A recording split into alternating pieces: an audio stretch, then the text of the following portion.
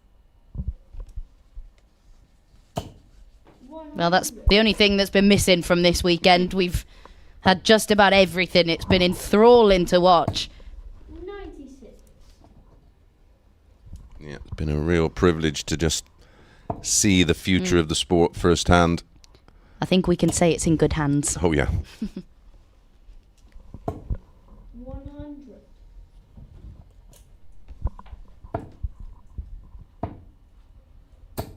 85.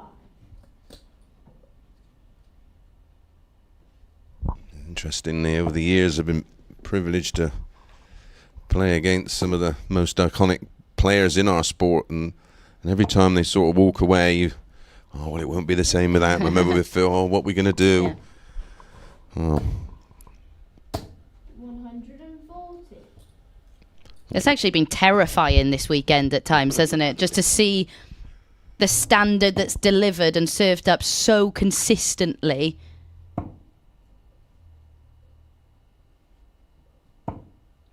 48.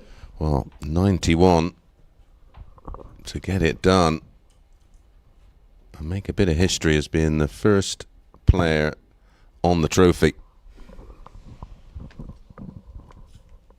For the title. And he gets it. Absolutely sensational from Jack Nankervis. 4-1 down. Jack Nanker. We were asking whether he had anything left to mount a comeback. Well, he certainly did just that. A 7-4 success, a mid-80s average. He just didn't waver from that throughout, and you can just see exactly what it means to Jumping Jack. He is the first boys JPL winner. Soak it all up. You have been absolutely spectacular all weekend. It is Jack Nankervis who's our champion. Yeah, incredible. 4-1 down, reeling off 6 on the spin against the player who was, well, probably the favourite if we would have spoke to the people here at the venue. But it is Jack Nankervis who, well, a sublime performance. 85.02 to deny Turgot his first JPL trophy. But one thing for sure, he will be back to contest for the title when we go again. And delighted to say that Abigail Davis is talking to Jumping Jack, our champion. Wow, Jack, congratulations. You are the champion. Just sum up how you're feeling. We saw the emotions from you in there just now. I'm not normally one to celebrate, but at 4-1 down, I'm honest. Tiger was playing well. I thought I was a goner. Just tried to make it look respectable, and that happened. Yeah, what was going through your mind? Because when Turgot hit the ball for that 90 finish, we were wondering what you had left to mount a comeback. What was going through your mind at that point? I was half expecting it. I wasn't watching, but I just was waiting for the game shot. I heard it and I thought, we need to really start now, because otherwise it's going to be too late. And the level you produced from that moment, it was pretty flawless, wasn't it? You maintained that mid-80s average pretty much throughout the contest from there. Yeah, I don't really look at averages like that, but I could tell it was a very steady game from both of us, and in the end, turns out that I just got over the line. And what was going through your mind coming into today? Because we saw you in action yesterday. There was a bit of frustration, wasn't there, in the opening few games yesterday? Saved your best for last, and then you must have come here today with a lot of confidence. Yeah, obviously I wasn't brilliant yesterday, but I didn't change what I did last night to try and change something today. So I just did what I normally do, and there we go. And what does this win mean to you, to be the first ever winner of this competition? It feels great, especially I was being top through pretty much the whole league phase, and just getting second at the end. It gave me something that I wanted to build on. And how important has this competition been to you on the whole? Because we've seen the standard of competition throughout. It has been so high. I'm guessing it's helped to really develop your game as well. Yeah, it's pressure, because on the advanced tour, when we're all playing at the same time, not everyone's watching your game. But in this, it's your game and your game only. So you don't want to not play too great. How are you going to celebrate? With a 5-hour car trip home. Absolutely lovely. There we have it. In a moment's time, we are going to be wrapping up the action. Chris Mason is going to come and join me. But a huge congratulations, Jack, our first champion, of course, in the JPL. Very well done. Thank you.